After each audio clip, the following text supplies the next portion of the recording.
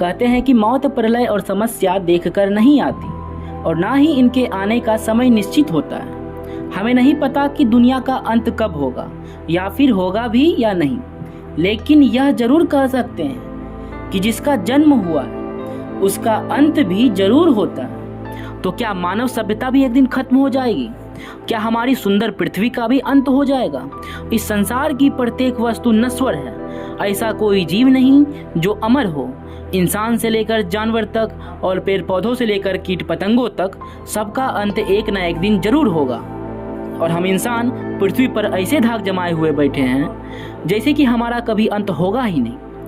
वैसे दोस्तों, अंत तो हर इंसान का होगा, लेकिन बात जब पूरे पृथ्वी की आती है तो इंसान की सांसें कुछ थम सी जाती हैं। यह एक डरावना सच है जो कभी ना कभी हमारे सामने आकर खड़ा हो जाएगा। पर सवाल यह है कि वह दिन किसकी वजह से आएगा? क्या कोई एस्ट्रॉइड के गिरने से, या फिर सूर्य के एक्सपेंशन से, या फिर कोई और रहस्यमय घटना से? तो हेलो दोस्तों, मैं हूं आयुष और आप देख रहे हैं एस्ट्रोवर्स। और आपको भी अगर इन सवालों के जवाब चाहिए तो आप वीडियो को अंत तक जरूर देखिएगा। क्या सन लेगा पृथ्वी की जान? हमारी पृथ्वी का भविष्य बहुत ब्राइट है, कुछ ज्यादा ही ब्राइट है, और होगा भी क्यों नहीं। अपना सन धीरे धीरे एक्सपेंड जो हो रहा है। सन जो 4.6 बिलियन साल पहले बना था, उससे आज का सन 20% ज़्यादा बड़ा है, और आज से 7.6 बिलियन साल बाद वो अपने मैक्सिमम साइज लिमिट तक पहुंच जाएगा और लाल दानव में बदल जाएगा। तब वो अभी के मुकाबले में 3000 गुना ब्राइट होगा। लेकिन सन का ये ब्राइट फ्यूचर अर्थ के लिए बहुत डार्क हो सकता है, क्योंकि बढ़ते साइज के साथ साथ सन धीरे धीरे अपने पास के ग्रहों को निगलना शुरू कर देगा और पृथ्वी भी सूर्य में समाहित हो जाएगी, और इस प्रकार होगा पृथ्वी का विनाश। क्या एस्टेरॉइड से हो सकता है पृथ्वी पर जीवन का अंत? हाल ही में नासा के Goldstone deep space communication complex के स्टडी के अनुसार 99942 एपोफिस एक ऐसा एस्ट्रॉइड है जो साइज में बहुत बड़ा है और जो कुछ इस तरीका से अर्थ के इर्द गिर्द घूम रहा है। ये एस्ट्रॉइड 13 अप्रैल 2029 में अर्थ के 32,186.88 किलोमीटर की दूरी से पृथ्वी के पास से गुजरने वाला है, और अगर गुरुत्वाकर्षण की वजह से पृथ्वी से टकराए तो साइंटिस्ट के अनुसार एपोफिस करीबन 1200 megaton of the kinetic energy के साथ पृथ्वी से टकराएगा। इसकी तबाही का मंजर हमारे डायनासोर के इतिहास से भी कई गुना ज़्यादा घातक हो सकता है, और इस प्रकार होगा पृथ्वी पर जीवन की समाप्ति। वोल्केनिक इरप्शन से हो सकता है पृथ्वी पर जीवन का अंत।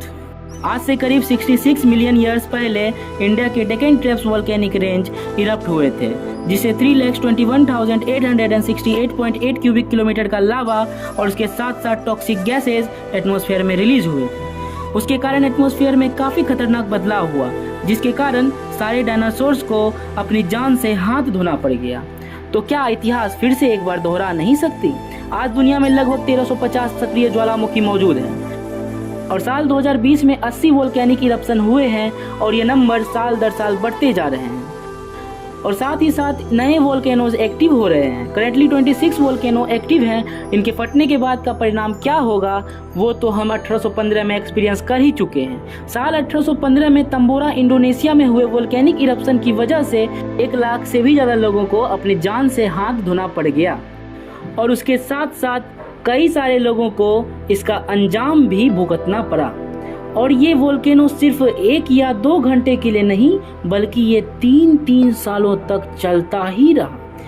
अब आप ही सोचो, अगर सारे वोल्केनोज अगर एक साथ मिलकर इरप्ट हुए तो इसका नतीजा क्या ही होगा। प्लस इनकी इरप्शन की वजह से हाई चांसेस हैं कि ये बाकी के सोए हुए 1420 इनएक्टिव सैटेलाइट वोल्केनोज को फिर से एक्टिव कर सकते हैं। और अगर फ्यूचर में ऐसा हुआ तो हमें आसमान में सिर्फ और सिर्फ एसेस के बादल ही देखने को मिलेंगे, और वो भी माउंट एवरेस्ट से भी बड़े बड़े बादल, जिसने सन को भी ढक लिया होगा।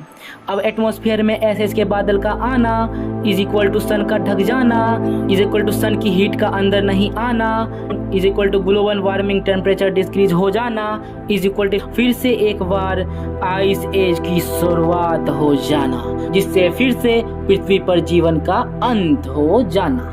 भी बहुत सी घटनाएं हैं जिससे पृथ्वी पर जीवन की समाप्ति और पृथ्वी की समाप्ति हो सकती है, और जानेंगे इसको नए वीडियो में। तब तक बने रहें हमारे चैनल में।